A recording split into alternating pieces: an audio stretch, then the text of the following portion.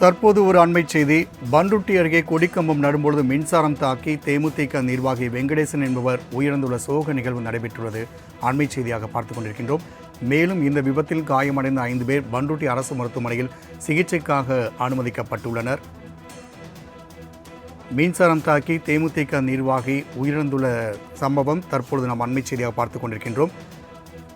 விஜயகாந்தின் 71 பிறந்தநாள் விழா கொண்டாடுவதற்காக தேமுதிகவினருக்கு அன்னதானம் மற்றும் நலத்திட்ட உதவிகள் வழங்கும் விழா நடைபெற உள்ளது. இதற்காக கம்பம் நடும்பொழுது மின்சாரம் தாக்கி தேமுதிக நிர்வாகி விழுந்துள்ளார். மேலும் கூடுதல் விவரங்களை நாகமுத்து வழங்க கேட்கலாம். நாகமுத்து, இந்த சோக நிகழ்வு குறித்தான கூடுதல் விவரங்கள்.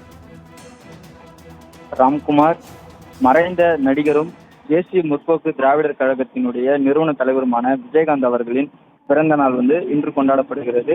இந்த பிறந்த நாளை சிறப்பாக கொண்டாட வேண்டும் என்பதற்காக தமிழ்நாடு முழுவதும் இருக்கக்கூடிய தேசிய முற்போக்கு திராவிடர் கழகத்தினுடைய கட்சியினர் பாத்தீங்கன்னா ஆங்காங்கே பல்வேறு நலத்திட்ட உதவிகள் வழங்கும் ஏற்பாடுகள் எல்லாம் செய்து வருகின்றனர். அந்த படி கடலூர் மாவட்டம் பண்ருட்டி அருகே இருக்கக்கூடிய நடுக்குப்பம் கிராமத்துல பாத்தீங்கன்னா இந்த தேமுதிக தலைவர் விஜயகாந்த் அவர்களின் பிறந்த நாளை ஒட்டி கொடிக்கம்பம் ஏற்றுவதற்காக நிகழ்ச்சிகளை ஏற்பாடு செய்திருந்தனர். இந்த நிலையில பாத்தீங்கன்னா நடுக்குப்பம் கிராமத்தை சேர்ந்த வெங்கடேசன் என்பவர் இவர் பாத்தீங்கன்னா தேமுதிகவினுடைய கிளைக்கழக துணை செயலாளராகவும் இருந்து வருகிறார்.